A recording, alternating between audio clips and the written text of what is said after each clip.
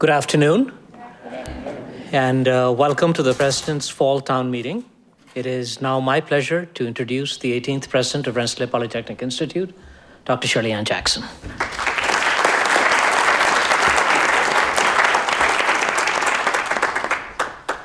Well, good afternoon, and welcome everyone. Thank you for coming, including those watching using the live stream link.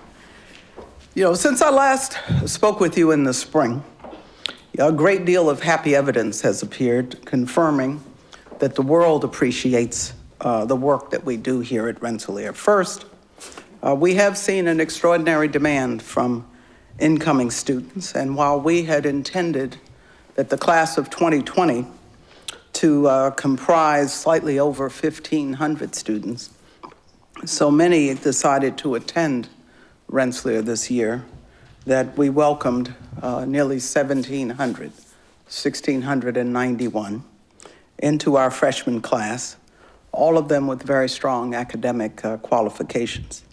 And so, as I said to our faculty earlier this morning, the faculty meeting, I thank you for everything you've done to welcome and to make room and accommodate these talented young people. As you know, we have seen our ranking among national universities in U.S. News and World Report rise to number 39. However, such rankings depend on rough measures that sometimes attempt to describe what are indescribable qualities. So what we try to remain focused on are outcomes of the research our faculty perform and outcomes for our students. And if you look at these outcomes in terms of the salaries our students command when they graduate, the graduate schools that admit them, the original and confident work they do in the world, and the leadership they just demonstrate in a wide variety of fields. And if you look at the impact of our research and our teaching, those outcomes speak for themselves. Now, I'm going to introduce, as I usually do, members of the leadership team who are here, and I would just ask them to stand. And I'll start with Jerry Matthews, who's our Director of Public Safety, our CFO and Vice President for Information Services and Technology, John Kolb, who also is a Rensselaer alum, as you may know. Our Vice President for Administration, Claude Browns. Vice President for Institute Advancement, Greg Easton. Our Dean of the School of Architecture, Evan Douglas. Vice President for Enrollment, John Wexler. Our Vice Provost and Dean of Graduate Education, Stan Dunn. Vice President and Dean of Undergraduate Education, Linda Shadler. The Dean of Science, Kurt Brenneman. Our Director of Athletics, Lee McElroy. Our Secretary of the Institute and General Counsel, Craig Cook.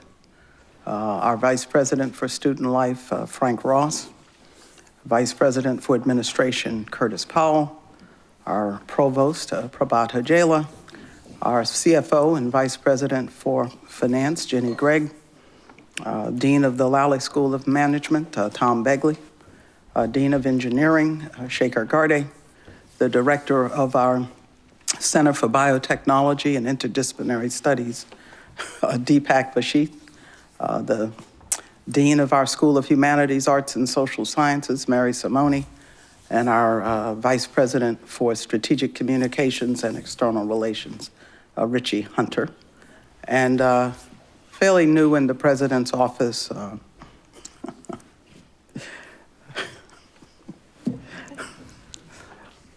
what are your names? Jen Brock and Paula Real Buto. I'm losing my mind. So, you know, here at Rensselaer, we've embraced our long history as a polytechnic. And at the same time, we've been recasting our approach within a paradigm that we call the new polytechnic. And why that? Well, the first, as you've heard me say on other occasions, we have the advent of powerful new tools and technologies that help us understand things. They come from and arise in fields as broad-ranging as high performance and cognitive computing, data analytics, and genomics. And why those? It's because their usefulness spans many fields of endeavor. And second are the contemporary challenges that we face, whether they have to do with our food, water, and energy, our changing climate, disease mitigation and human health broadly writ, the allocation of natural resources, our increasing need for sustainable infrastructure, and of course, national and global security. In the end, these challenges are networked and sprawling, and in fact, I often talk about intersecting vulnerabilities with cascading consequences. And one example of that we've seen recently has to do with how technology always exists on a knife edge. You look at the linking of so many things through the Internet of Things, and the fact that malware can be introduced to link these and have them themselves become the basis of distributed denial of service attacks that obviously affected us here in this country very broadly, but also have effects around the world. And so the very things that give rise to great opportunity are things that also can create vulnerabilities that, if we don't think about and deal with them properly, do have cascading consequences. But that then means we take new approaches to deal with them where, we can't just work within a single discipline or even sector or even nation or geographic region. And so as the new Polytechnic, our intent is to become a great crossroads for collaborations across all borders, using the advanced tools and technologies at our disposal, and to educate our students with attributes that we believe will equip them well for the future, having to do with true intellectual agility, multicultural sophistication, and a global view. Now, it takes resources to realize such a vision. And so I'm going to spend a moment on our finances, which are fundamentally sound. We develop and present to the Board of Trustees each year a cash-based operating budget, and we balance that budget and live within it every year. In fact, we forecast every quarter, and all of the leaders you see develop contingency plans to deal with any changes that we have to absorb. We actually have a stable market position. We have improved operating performance, stronger debt service coverage, and stable investments, even in a volatile market. In fact, in our most recent updates, both S&P and Moody's, and they evaluate us every year, have given Rensselaer an A rating, and Moody's even upgraded our outlook. Now, they actually have talked themselves of important factors that make Rensselaer a good investment, including strong demand from students. But we do have, however, a legacy defined benefit pension plan. That pension plan actually dates from the 1950s. It was closed in 1993 to new entrants, but it is one that we have and that we intend to, and in fact do, honor and fund as necessary. But that has put a strain on university finances, but because people, who've served Rensselaer very faithfully over a number of years rely on that pension, it's one that we work very assiduously to maintain. We also are strengthening and plan to further strengthen our finances with a capital campaign which is now in its initial quiet phase. And the focus of the campaign is really threefold. First, to enable us to strengthen our resources for financial aid, to close the financial aid gap so that we can draw the very best students regardless of their socioeconomic backgrounds and support them and close the gap, financial aid gap. The second is to allow us to expand our tenured and tenure-track faculty, and we want to get that number to 500, and that would be at the core of a larger number that would include lecturers and senior lecturers and professors of practice. But we need to be able to support new faculty chairs to be able to recruit and retain the best faculty. And third, we have to continue to upgrade our existing facilities as well as needed to construct new state-of-the-art facilities. And all of this is predicated on building an endowment, a stronger, larger endowment, especially one that relates to financial aid and to faculty support. We end up competing successfully with universities that have much larger endowments. My own alma mater has an endowment that's more than twice ours. Our endowment is about $650 million, and MIT's endowment is on the order of $13.7 billion. They feel they are poor relative to Harvard. But be that as it may, we do a lot with the resources that we have, and we plan and budget very stringently. And sometimes that stringency people feel, but it is how we make progress. But as we do that, we're intent on continuing to hire tenured and tenure-track faculty to support our research thrust and to strengthen the student experience. And to strengthen that experience in every aspect, we are reorganizing and essentially have reorganized, although it's not totally complete because we have positions to fill. We're reorganizing our division of student life, and we're creating 5 key departments or areas, 4 of which will be led by assistant vice presidents, because this is a huge portfolio, and in the process we're looking to break down silos. But these focus on key aspects of student life here.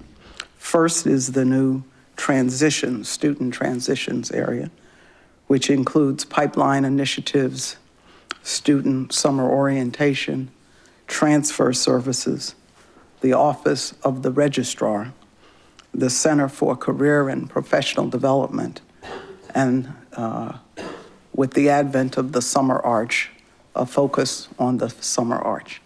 And so if you think about what that means, it's about how you would prepare to come into Rensselaer or a school like Rensselaer. It's how you actually do come in and get oriented if you transfer in to service what you need. But then you have to formally be part of the university and matriculate, hence the registrar. But it also is about preparing students to move out into the world as they pivot from a more internal focus to an external one. That's what the Summer Arch is about. And as they move out into the world, and that's what the Center for Career and Professional Development is about. The second arena is student success, which encompasses the office of the Dean for Student Success, the Dean of the First Year Experience, the other undergraduate class deans, and the Archer Center for Student Leadership Development. And we talk about lifting to success for students who need support, and we talk about building success on success, which is the case for most of our students and even some of those who early on need support and help them to grow. The third is the campus experience that oversees our living, learning environments that include our residential halls, affiliated Greek housing, and what we refer to as the off-campus commons, those looking after students who live off the campus. It also includes the student rights responsibilities and judicial affairs, and of course the Rensselaer Union. Now with this new arrangement here, our goal is actually to create greater synergies among all parts of the student experience. And as we do that, we are intent on strengthening, the unique and historic student-run union. And we recognize its importance as one of the defining characteristics of the student experience. The fourth is what we call student support and resource centers. And that includes student health and wellness. That includes the health center, the counseling center, the athletic trainers. It also includes a focus on those who have served and are preparing to serve and are serving in our military. So we have veteran and military student services. We have religious affairs and multicultural programs. And those range everywhere from underrepresented minority student foci to students who come from abroad to LGBTQ students and others. And then, of course, the fifth area is NCAA athletics under the leadership of Associate Vice President and Director of Athletics, Lee McElroy. We also, as we are doing all of this, are reinforcing class or clustered learning advocacy and support for students. And we do this to focus on the developmental needs of our students as they progress through their years here at the Institute, and to connect students more strongly to each other, to Rensselaer, and to the surrounding community. I mentioned a bit ago the off-campus commons, and that's been a concept, and looking at the students who live proximate to the campus. But we're now going to establish an off-campus commons on 15th and College Avenue as a physical place. And this is a spot where off-campus students will gather to participate in class-based programs, to take breaks between classes as they would like, to hold events, or to even catch a safe ride home. And we'll be starting a safe ride service. We're trying to launch it in the next semester, but it will certainly be in place by the beginning of the next academic year. Because of concerns about safety, we have already expanded the shuttle routes and expanded the hours for the shuttle. Now in the classroom, we've always been and remain extremely innovative in the way we teach. And again, we encourage the use of tools that cross disciplines. So for example, given the fact that we believe that given the power of big data, that data analysis and literacy will be a requirement soon in all fields. And I see that as I'm about, and I do advisory things for the government, as well as being involved in with major corporations that are multinational. So we've begun incorporating data analysis and data literacy into our mathematics classes through an approach we call DATUM, or data analytics through undergraduate mathematics. And I've talked before of how last year a group of DATUM students created a model of the emergence of different layers of the cerebral cortex in a human embryo, and then combined this with data about brain diseases. And with that, they came upon an unexpected insight into the stage of brain development where the Zika virus causes microcephaly in really unborn babies, which then becomes manifested upon birth. And that hypothesis subsequently was strengthened by experiments that were done on neural stem cells. But then there are teaching innovations that arise directly out of the research and activity taking place here in fields such as artificial intelligence, in gamification and immersive technologies of all kinds.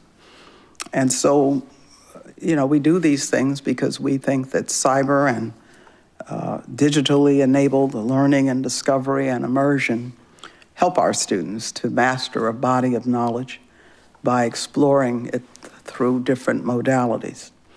In fact, at Rensselaer at Hartford, we're taking a blended learning approach to education for working professionals, combining online and campus instruction, and we expect to expand that way of approaching both graduate education and, where appropriate, undergrad.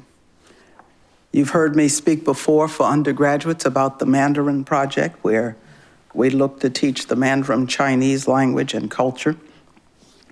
And it initially is predicated on gamification and mixed reality immersive environments. And it engages the students by making them players in a semester-long group game narrative, and uses the mixed reality immersive environments to recreate the experience of being in another place, such as the Beijing airport and a Chinese tea house. But we're looking and working to incorporate into that course natural language processing and interactions with artificially intelligent digital characters that will compel our students to use their newly developing language skills even more resourcefully. Now, we find that our students learn more quickly with this approach and are expanding it and intend to expand a number of these ideas to other courses as well. But in this case, we began, and it's been a long stretch, but we began with the language course because it helps us ultimately to answer a challenging question, which is, how do you immerse students in a new culture as they're learning a language without immediately sending them off on an airplane? And we do that recognizing that many of our students do jump on airplanes and go abroad. But for those where, we're moving them into that, and in a world where our students will be expected to collaborate across geographies as well as disciplines and sectors, it is important that the experience we provide, even in a simulated, gamified environment, spans cultures as well as ideas. Now, we're now into our second year of another unique pedagogical innovation, ArtX at Rensselaer, which is designed to help our students to see and to understand the science in and of art and the art in and of science, but importantly, to explore the ideas that connect art, science, and technology. And this is about helping all of our students acquire a new vocabulary for creativity, new ways of thinking about situations, and our faculty are infusing it throughout the curriculum. You've heard me speak about the capstone design class taken by seniors in engineering, and where students don't just address the things, they historically must address: function, cost, safety, performance, but also aesthetics, and how these aesthetics can both help and sometimes conflict with other considerations. But ArtX as well, has become an important part of the student experience, and we want it to be more so outside the classroom. For example, we encourage students to take full advantage of the productions developed and presented here at the Curtis R. Priam Experimental Media and Performing Arts Center, or IMPACT, which is one of the most advanced performing arts and research venues in the world, which draws remarkable artists and scientists from around the world. And a new program that's called Impact Plus offers free tickets to all Impact curated events to students who enroll. And with this exposure to the arts, we really hope to open the aperture. Interestingly enough, we just had a standing room only lecture at the Center for Biotechnology and Interdisciplinary Studies by Tom Cech, who's a Nobel Prize winner in chemistry, for unique insights he developed about RNA as a biologically catalytic agent that affects genetic mutations and other changes in the human cells at a fundamental level.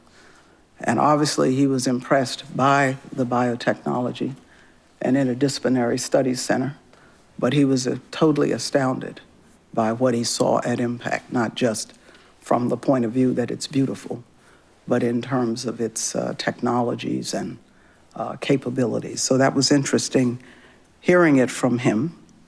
But what's interesting equally so is you've heard me talk about this being the Curtis R. Priam Experimental Media and Performing Arts Center, although we shortened that to Impact. And Curtis is a Rensselaer alum who actually was one of the founders of the company NVIDIA. I'm sure most of you have heard of it. And that's because he developed the original graphics processor on which the company was built.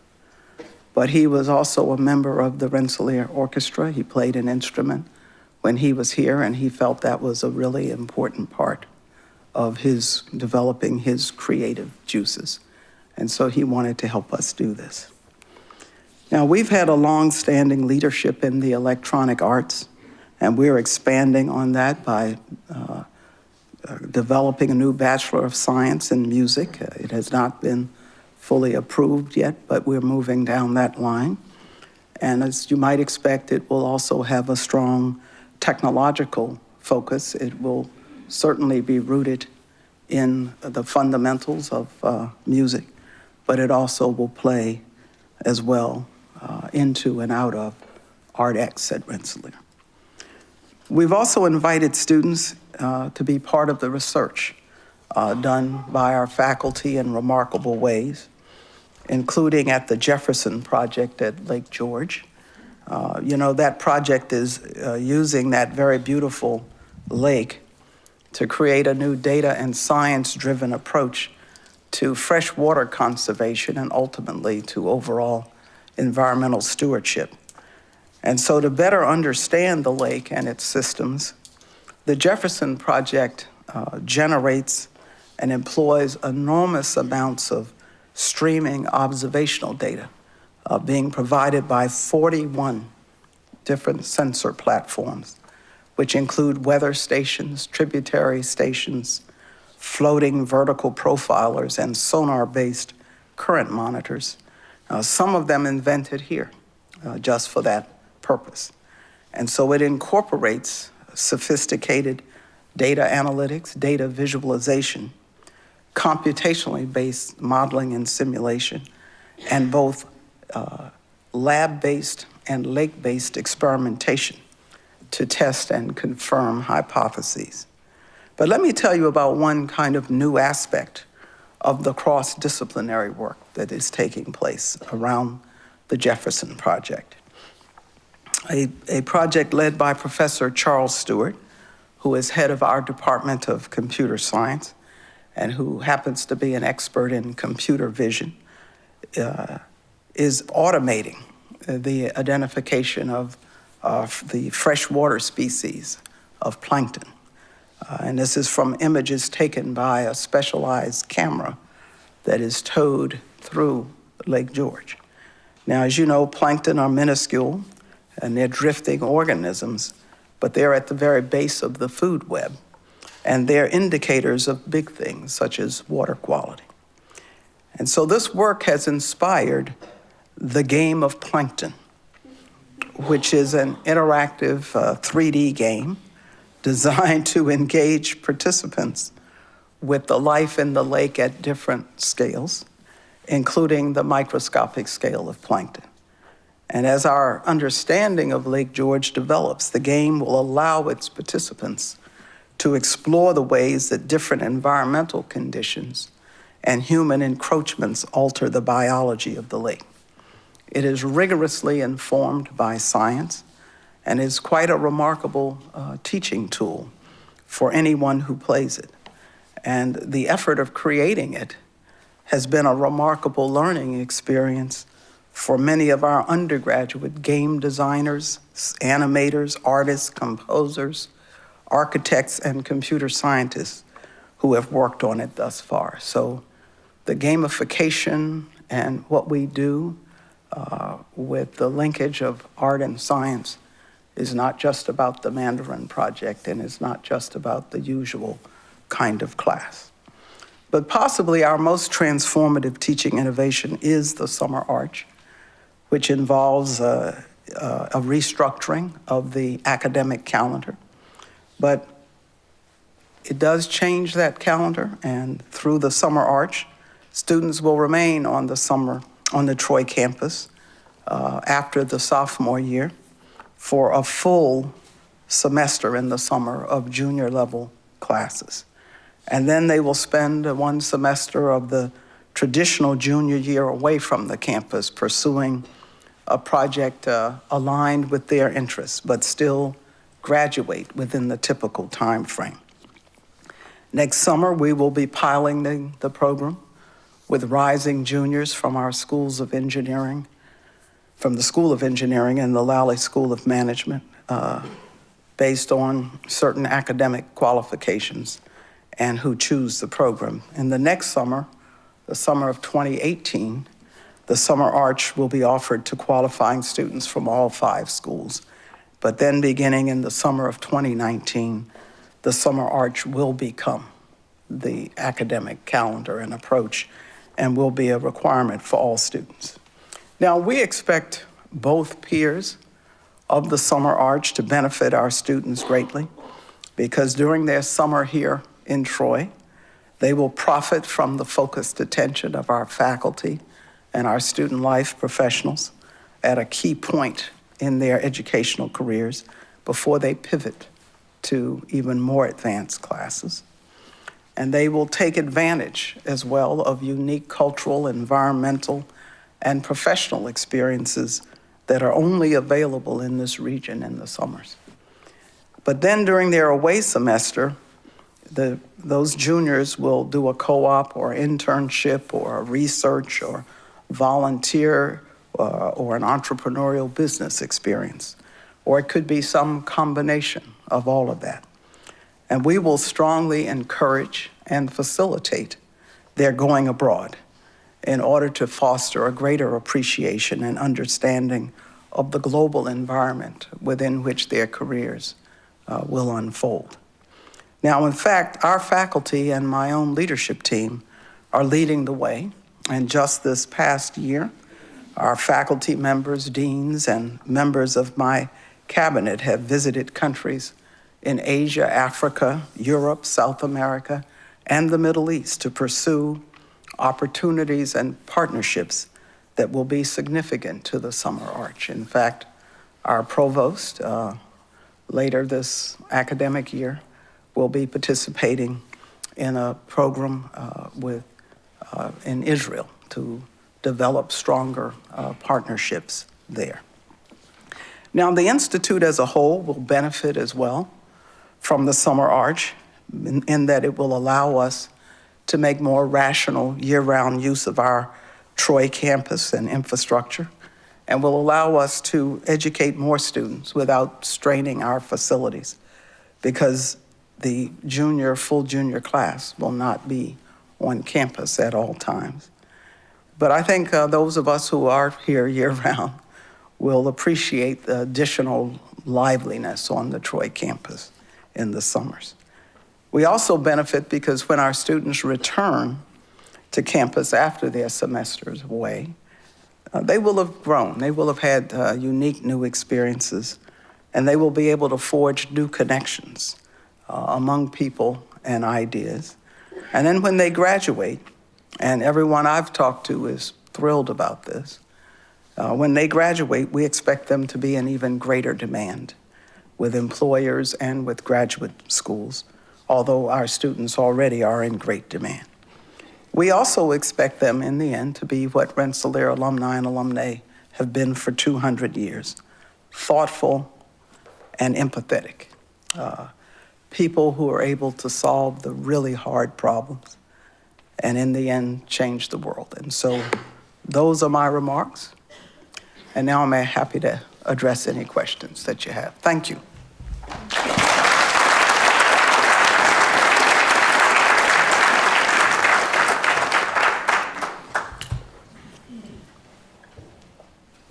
Any questions? Please. So, Dr. Jackson, I want to thank you for hosting this town hall. Thank you for hosting this town hall. I don't know if everyone knows this, but recently the stipend for graduate students was increased. I also want to thank you for that. That was a really big increase. So I kind of had two related questions. In the Rensselaer Plan 2024, it calls for an increase in PhD students to 1,600 students. Right. So what's being done to expand the number of graduate students? And then the somewhat connected question to that, I know that some programs or departments have endowments themselves.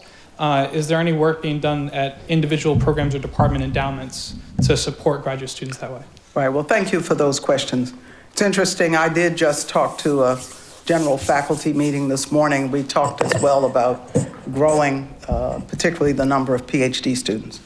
And I think there are kind of two avenues with regard to that. One is that most graduate PhD students at most research universities are supported very strongly on research assistantships that come from the sponsored research grants that faculty themselves garner. And so we had a straightforward discussion about that at the general faculty meeting, that one of the keys to growing the number of PhD students rests with that. Having said that, and I talked very strongly about financial aid for undergraduates, but one of the actual key streams in the capital campaign that we're hoping to launch next year is actual endowment support for fellowships for graduate students. And so we look to do both of those things. Now, what was the second part of your question? So the second part of the question was the department level endowments? Yeah, well, what happens is when you do a capital campaign anyway, we have these big streams, these big themes, but how they actually play out relates to having proposals that get put together, because what one has to do to have a successful campaign is to match donor interests with the university needs.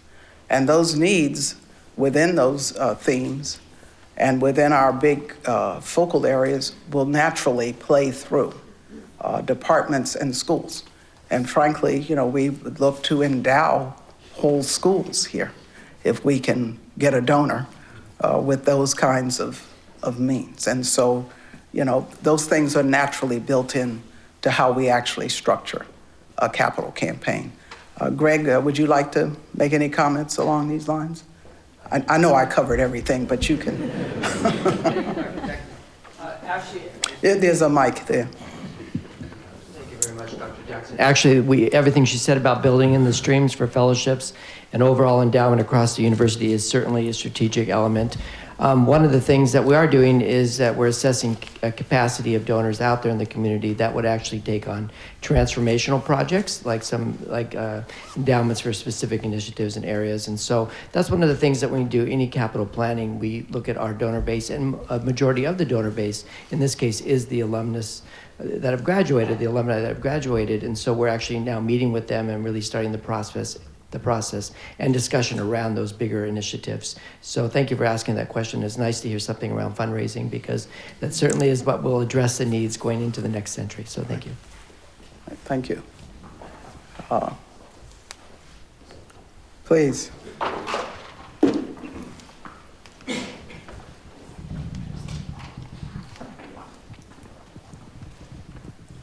Thank you, Dr. Jackson.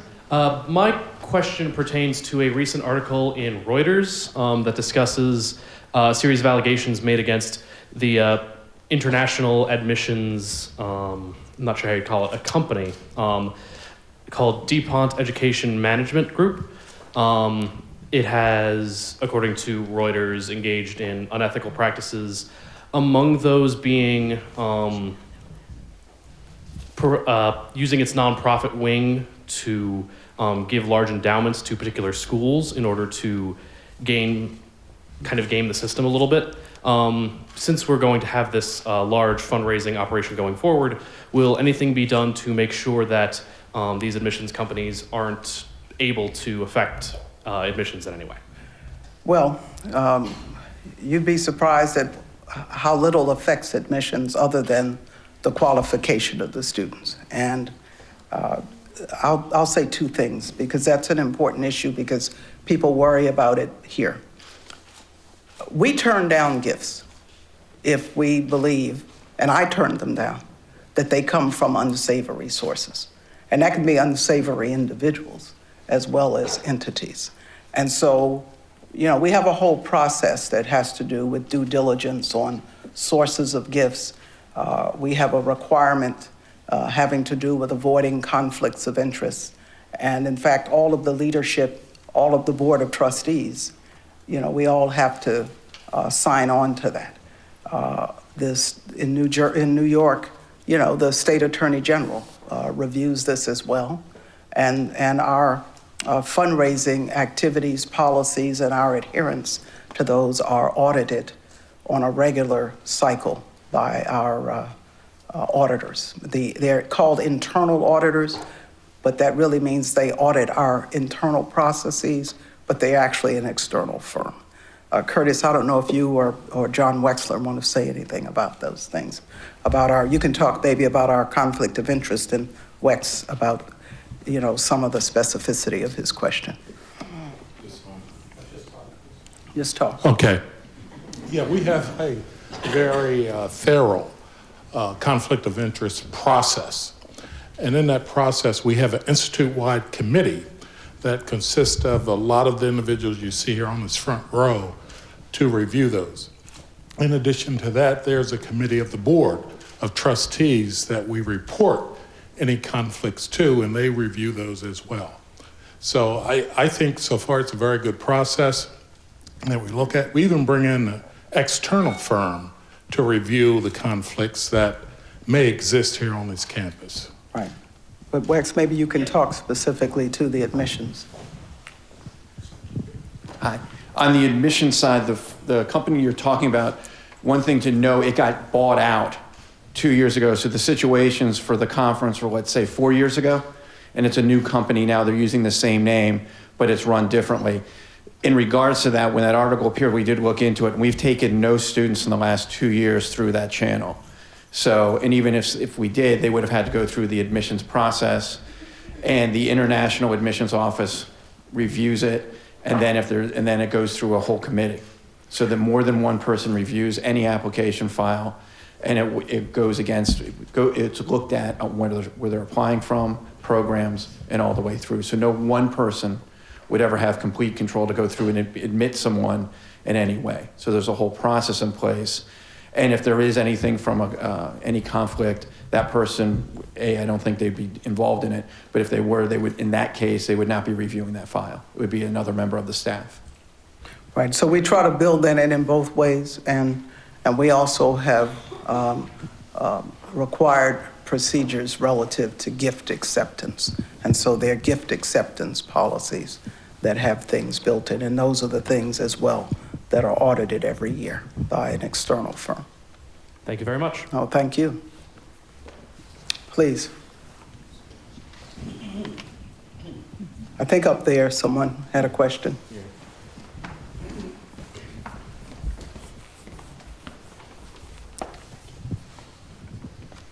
So I've heard a lot of concerns about the Summer Arch and how, from myself and other students, about how it's going to be implemented.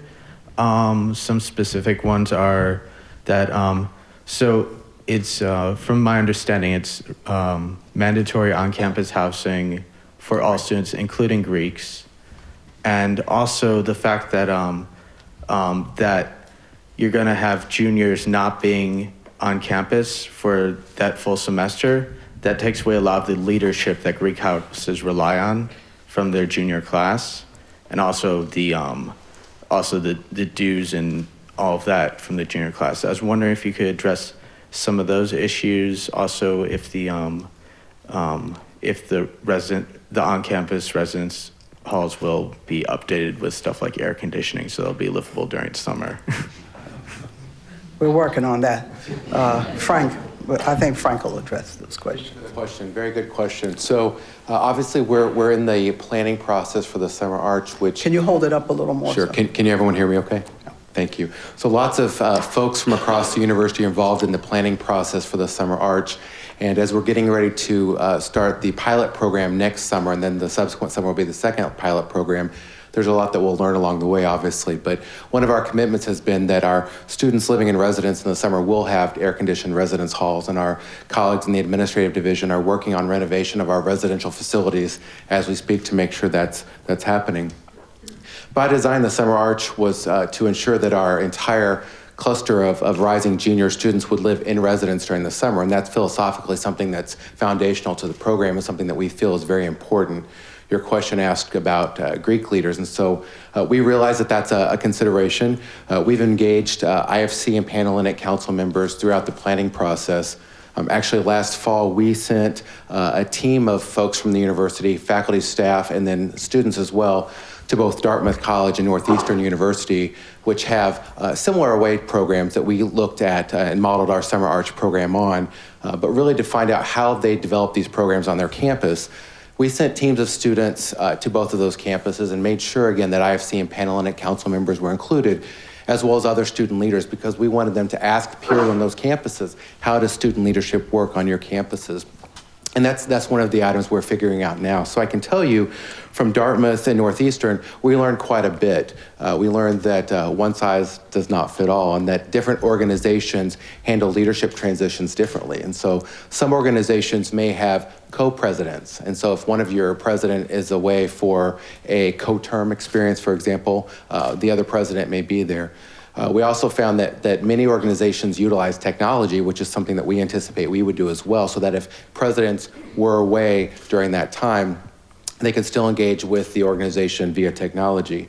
Obviously, if you're a president of a fraternity chapter, being away may not be ideal, and we understand that. So I've been having regular meetings with members of the Alumni Inter-Greek Council and continue to have those monthly meetings. And in fact, we have a meeting with the full council this weekend. And that's something that we continue to discuss to look at how the individual chapters will handle the leadership process and leadership transition when Summer Arch is implemented. But thank you for your question. Thank you. Other questions? Okay.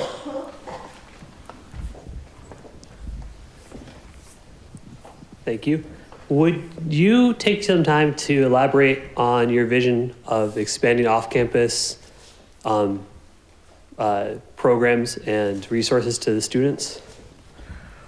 Well, we already have a dean of the off-campus commons who whose job it is to look after the welfare and development of the students. Secondly, we try to, help to the extent we can relative to student housing and so on. But we're creating this physical off-campus commons so that there really is a place beyond the union, that the students who don't live on the campus can feel they can spend time, but also for us to have a focused place where we can have class-related programming. At the same time, we think there's a utility to using such a place and space to have students have a safe stopover point, particularly if they don't happen to live on the campus. And, it's kind of at the other end of 15th Street from where the union is. And then we would be looking to have you know, a messaging-based or tweet-based or some kind of based system for students to request rides if they need them, if they're nervous or they live in a place where, you know, they're worried about that. And so, you know, we're looking at how to provide that transportation.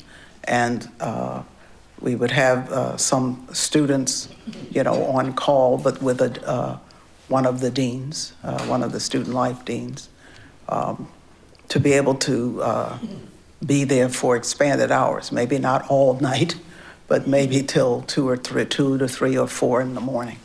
And so that people can feel they can have safe passage while also extending the shuttle routes and extending the hours that they run. And we've already begun that. You know, we did that within about a month ago. And Claude, I don't know if you want to say anything about any of that.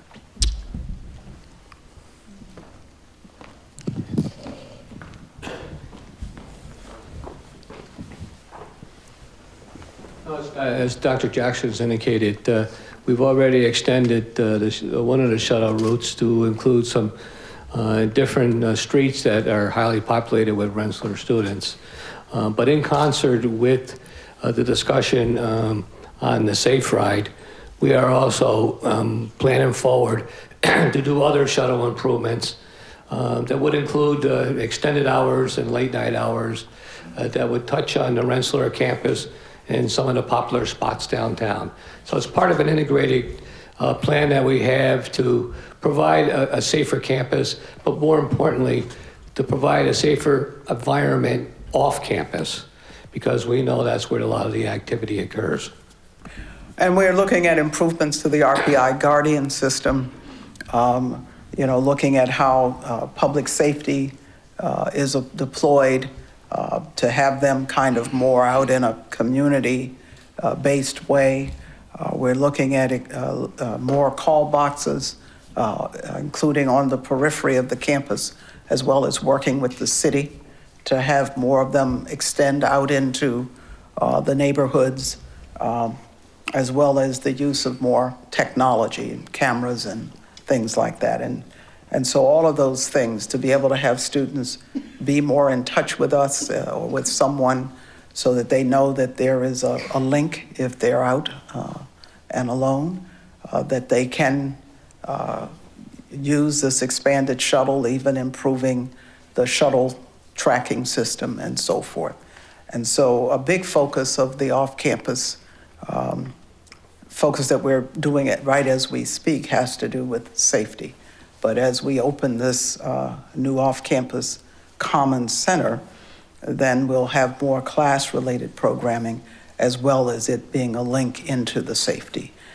There was an incident at the beginning of the school year, and I met with some of the young ladies involved and visited their sorority, and there were things that we decided to do immediately.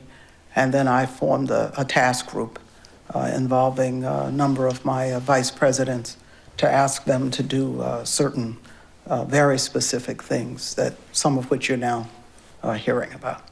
And so, so that's kind of where we are. No, thank you. Well, let me see if someone else wants to talk first. Someone up here.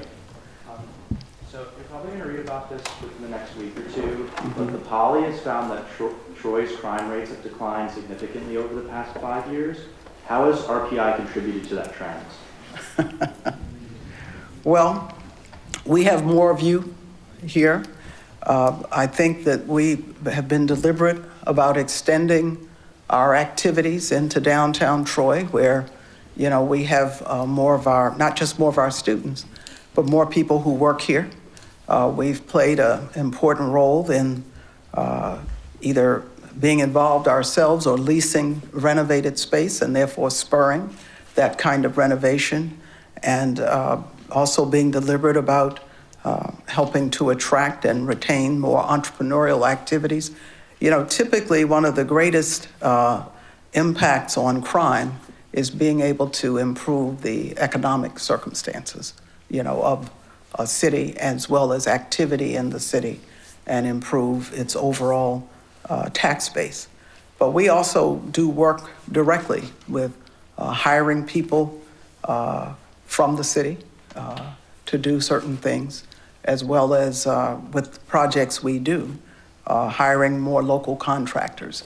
And so by helping to bring people to the city, to have more safety enhancements vis-a-vis our students being out in the city, and overall helping to improve the economic base, both in terms of employing people who live here,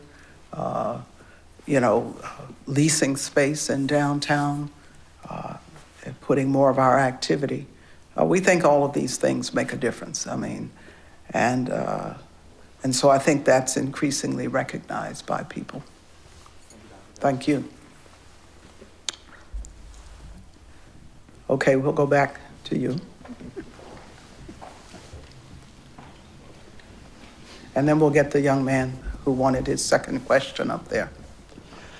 So last semester I had a productive conversation with Dean Brenneman regarding issues with the counseling center, principally as they relate to LGBT students feeling that when they go to the counseling center, they aren't getting what they would need from it. Has anything come of that? Has any progress been made on that front? I would say so, but I'll let Frank speak to that. Thank you for that question. Last spring, there was actually an article that the Poly had written about that very topic and looking at counseling and health services broadly, but specifically there was a focus on LGBT students. And one of the students that led that charge is actually in the audience, Nick Thompson, thank you. And he actually got a number of student government leaders together, and we had several productive meetings where it was important for me to hear what were the issues that students were experiencing. And really what was identified primarily was access to services, so the number of counselors that were available for students broadly, and the wait times, and that was one of the main questions. Also in that conversation, we did talk about LGBT issues, and really there was a focused conversation on trans-identified students, and is the university providing adequate counseling and health services for our trans-identified students? What was really great about that is we then had a subsequent meeting with a number of students, and we had folks from the health center there. Our director of counseling that was there as well, where we talked openly about these issues. And so we committed to a number of things. One of the items that we did was increase the number of counseling staff that we have on campus. We've added both a counselor as well as a nurse practitioner for this fall to really help. Then we're mandating training for all of our staff in the health and counseling area around LGBT issues, and again, focusing specifically on trans issues and how it impacts our students to ensure that all of our providers are providing excellent care for our students. We also realized that we, as a university, are limited in the medical services that we do provide, and we're looking at partnering with local community organizations that do provide health care for trans-identified students to work a partnership with them, and that's something I've done successfully on other campuses, and I know Dr. Lawrence is leading that right now. But in addition, I know that the Student Life Committee of our Student Senate does have a focused area on counseling services this year, and they're doing a lot of work in partnership with us this year. So I anticipate you're going to see more improvements as we go ahead.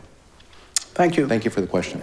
And your question naturally leads into the question of this being a welcoming and an open campus for all students and all members of our community, faculty, staff, and students.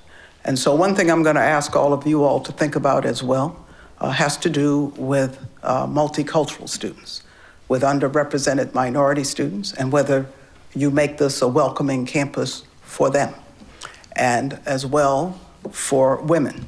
We are not immune from issues of sexual assault. We have strengthened our processes in that regard, and will continue to do so. So when we think about, one group, let's think about all groups. We have students who come here from abroad, from many different cultural and religious backgrounds. And so, we intend for all of them to have a true Rensselaer experience. But the only way that happens is that we all kind of come out from where we are to being, comprehensive in how we treat all members of our community with dignity and respect and with sensitivity relative to whatever their circumstances may be. Please.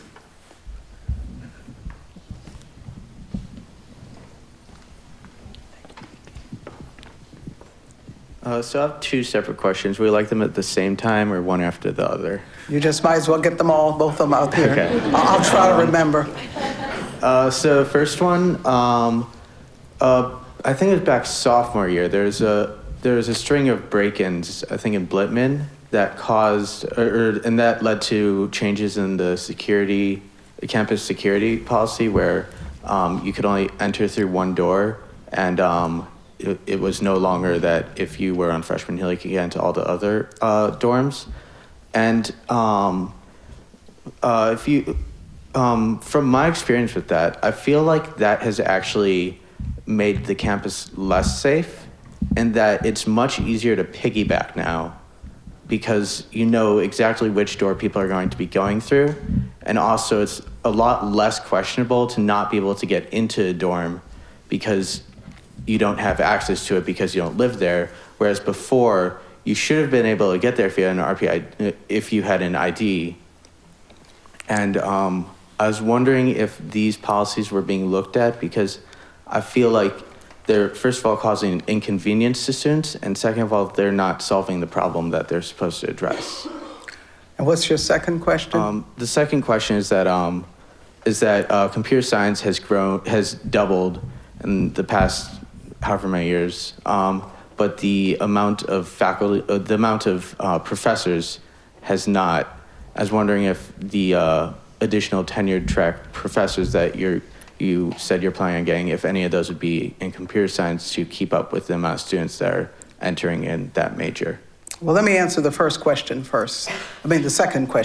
The answer is, of course, we are hiring more computer science faculty every year and intend to do that.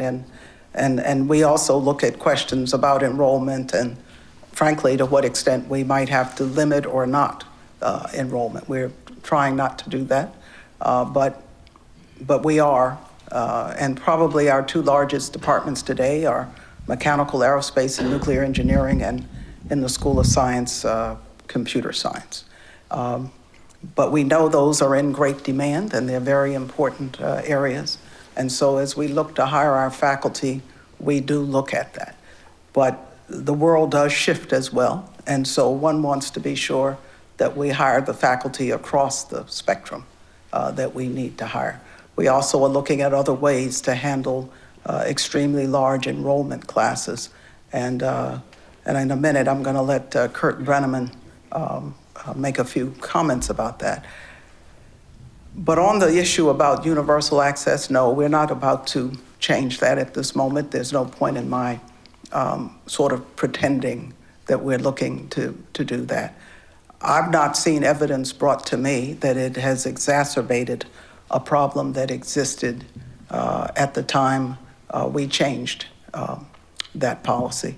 But we are always willing to look at, entrances and exits to res halls and the extent to which, they cause problems or not. So if you have some specific instances, I would invite you to talk with Frank and Claude Rounds about those, and we'll take a look at those. But the issue about, people piggybacking, people were piggybacking and doing it a lot without the residents in those residence halls being clear about who even lived in those residence halls.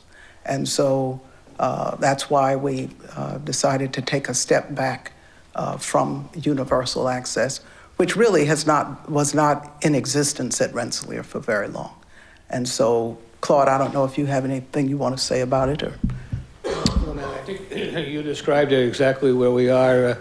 We receive input on an ongoing basis, and including input from the Student Senate, that it raises questions and asks us to review the the access points within the resident halls.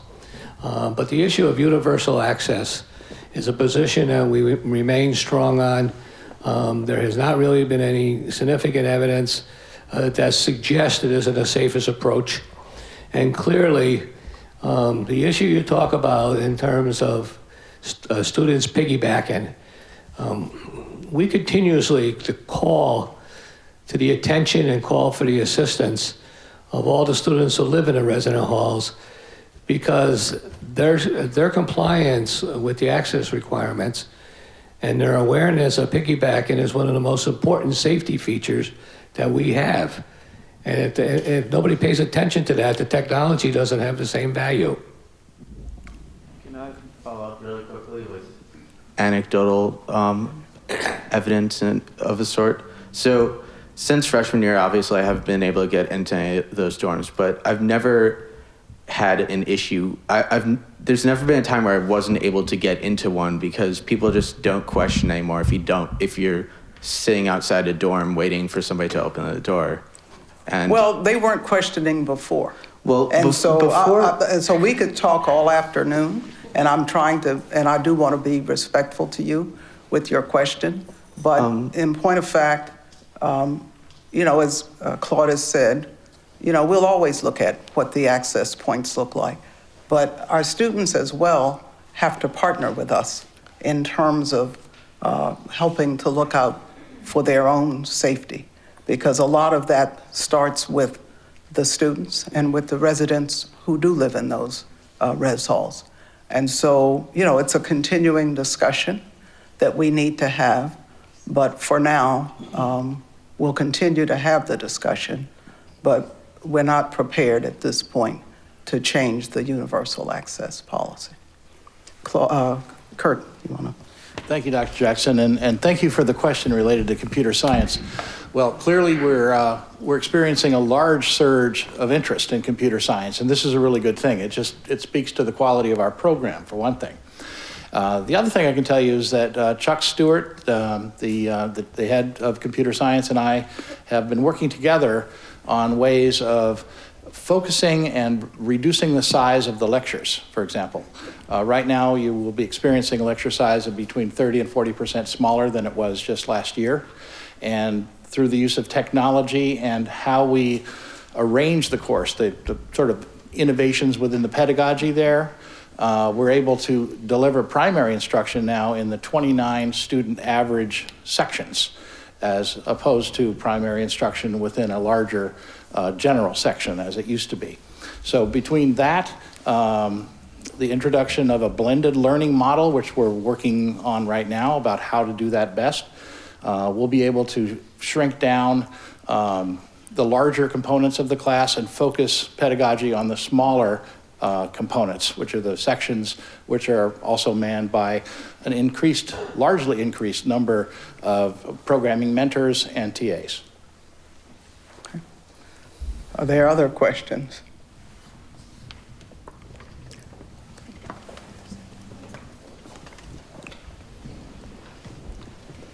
All right, what impact do you believe the increased class sizes will have on the cost of attendance and the financial aid provided to current and incoming students? Well, we try to provide as much financial aid as we can, and we'll continue to do that. Over the years, we've added significantly to the financial aid budget. We don't anticipate, nor do we intend to have a diminution of the amount of financial aid that we offer per student. We look to increase what we're able to do. As I said earlier, a key focus of our capital campaign that we're in the quote-unquote quiet phase of, in fact, is focused on student financial aid.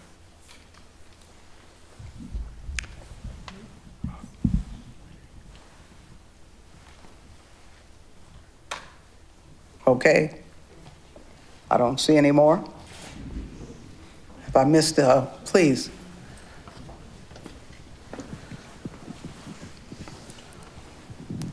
Hello. I was wondering when the search for the director of the union would begin and what the process would look like going forward. Well, the search for the director already has begun. And so I'll let the combination of Frank and Curtis Powell talk to you about what that process is. Thank you for the question. Very important question and very important position, and we're excited to move along with that process. So to echo Dr. Jackson, the process has begun. We've identified a national search firm that's going to help us in the search process to identify candidates that we will ultimately bring to campus to meet with all the students and the rest of the Rensselaer community. This search firm has already done outreach with our Grand Marshal and the President of the Union, because I feel it's important to find out what the student leaders in the union are looking for, what attributes are important to them in a new leader. And they're also setting up those same interviews with direct reports to the Director of the Union, so our Director of Student Activities, Director of the Mueller Center, et cetera. So that's where we are in the process. I don't know if our VP for HR has anything to add. Okay, thank you. Well, there's also training for how you interview. It doesn't, say what you can or should ask, but there are ways to interview people to really get at, the things that you want to get at. And so that I know is also happening to make those interviews as effective as possible. Some of us learn through experience, sometimes hard experience, how to interview. And so we're trying to make sure that everybody has as productive an experience as possible with that. Are there other questions? The lights make it hard. And I just don't want to be sure I don't miss anyone. Okay, I'm not hearing a peep. So, going. I'm about to drop the mic. Gone. Thank you very much.